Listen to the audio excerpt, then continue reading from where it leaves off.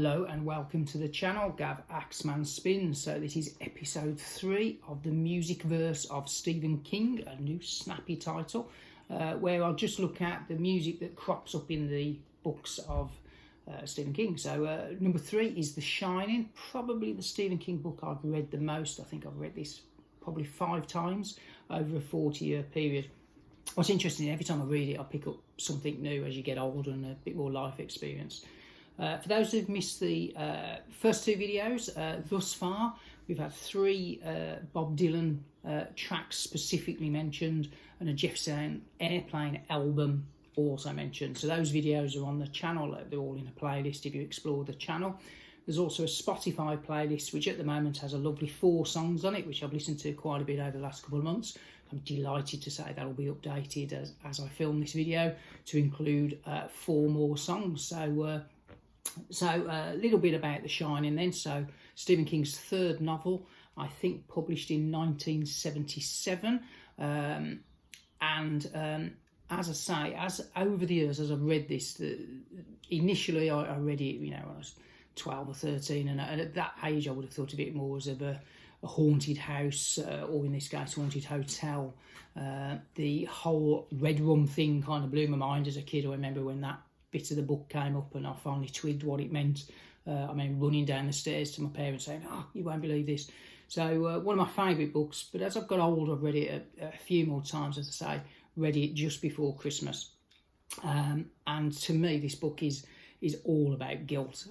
It's the guilt of a father for being insecure, for taking to drink, for feeling inadequate in terms of being able to provide for his family.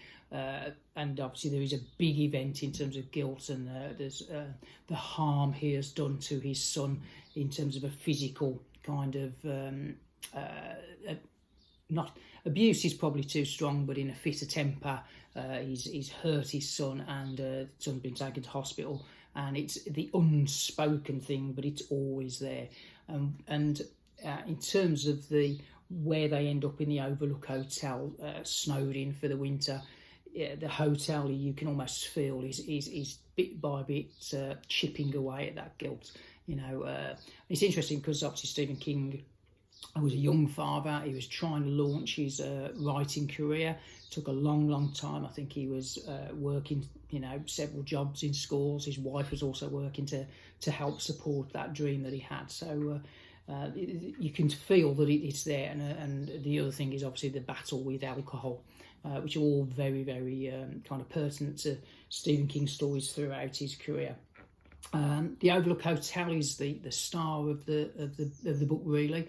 In the previous book, Sam's like the character asks the question about the Marston house. Is a house evil, or is it something else? And the character says, no, it's not houses that are evil. It's what evil people do in those houses. With the Overlook Hotel, I think you could probably change that a little bit. So yeah, there's definitely something in that hotel that preys on people's weaknesses and vulnerabilities. So brilliant book. If you haven't read it, it's far better than the movie adaptations, more of which are later. But let's have a little bit look at the music that crops up. So there's 4 kind of albums that get a mention. I'm probably going to get a cat interruption right as we speak. Hello. So sorry about that. So the first one is Creedence Clearwater Revival, and the song that crops up in movies and books pretty much all the time, the immortal Bad Moon Rising. And I think this album's Green River. So obviously I first became aware of that song in the American Werewolf in London, but a fabulous track, isn't it? So and I think Stephen King uses their music quite a bit as we go throughout his career. But yeah, so first, no Bob Dylan in this lot. So there you go. So people who were wondering if these videos were just going to show Bob Dylan albums, spoiler, he's not on this bit, not in this section. So another singer that gets mentioned is the wonderful Billie Holiday. And I've just picked here Lady Sings the Blues. So no particular albums mentioned. So I'm going to obviously pick the wonderful God Bless the Child, which to me seems quite pertinent to what's going on in the book. The next one is a very little one, so it's El Green and Call Me. The song is mentioned, which obviously those who've read the book and seen the movies will understand what that's all about.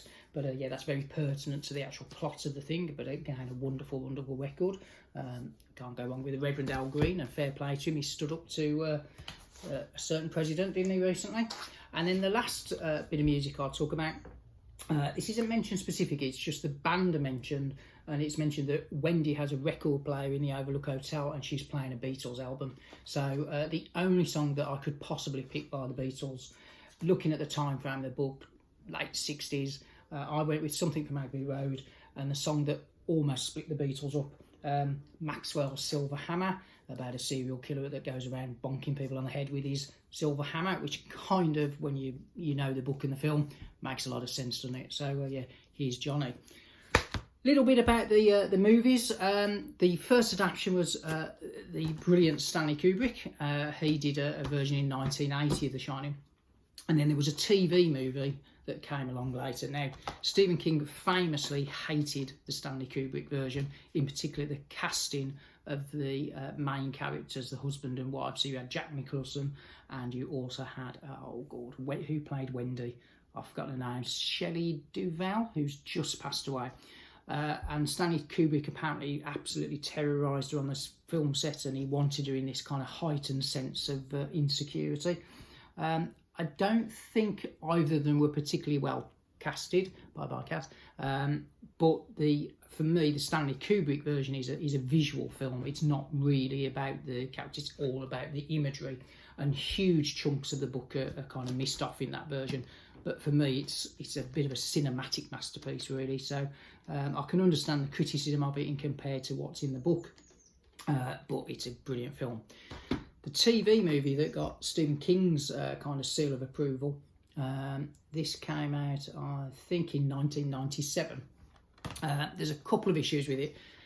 Casting of the main child character, Danny, they gave this poor kid the worst pudding bowl haircut known to man. So when I watched this recently, I really struggled to get past the first hour or so, because the kid's haircut was just, I thought, how on earth could you put that poor lad on screen? It's very, very true to the book. It's about 4 hours long, if I remember, 260 minutes. It's actually more than 4 hours. It goes on for a long, long time. It kind of covers what's all in the book, but it is a little bit dated with some of the CGI. So if you want a faithful adaptation of the book, this is the one. I personally found the first couple of hours a little bit hard work. It picked up the pace a teeny bit in the second half, but it took 2 DVDs to fit this in. That's how long it is. I don't think this is great either. Probably the biggest prize I can give it, it is closer to the book. But for me, the Kubrick version is the best of the films. So there you go. Stephen King, the Stephen King Musicverse. So we've now got 8 songs in there. We've got 3 Bob Dylans, a Jefferson Airplane, and we've now got 4 different artists. So classic kind of blues in Billie Holiday, a bit of R&B in Al Green, the wonderful Beatles, so they finally turned up and joined the party, and of course the band that I think turns up in every kind of soundtrack set in the 60s and early 70s. Creedence called Clear Water Revival, and this is a brilliant album if you haven't got this Green River. So yeah, so that's video 3 in this series. As I said to you, they'll be coming out at Dribs and Drabs. So there is a playlist on the YouTube channel. There's also a music playlist on my Spotify channel, which is under the same name of Gavaxman Spins. But thank you for those that are watching these videos. They are probably a little bit more kind of, shall we say, cultish. I don't think they're going to get huge views, but thank you for those that are watching. I always mention 2 channels when I do these videos. Dave Reads King, which is a UK channel, and SK First Editions. Again, I'll put links in there. But I love Stephen King, always have done, and that's where I get a lot of my information. So if you want a deeper dive into the world of Stephen King, those are the ones to go to. But I'm off now to go and listen to a bit of Maxwell's Silver Hammer, the Paul McCartney song that involved a real anvil that was dragged to the studio, and much to John and George's kind of displeasure, took about 200 takes to get right. But thanks for watching. See you on the next one. Galaxman Spins, over and out.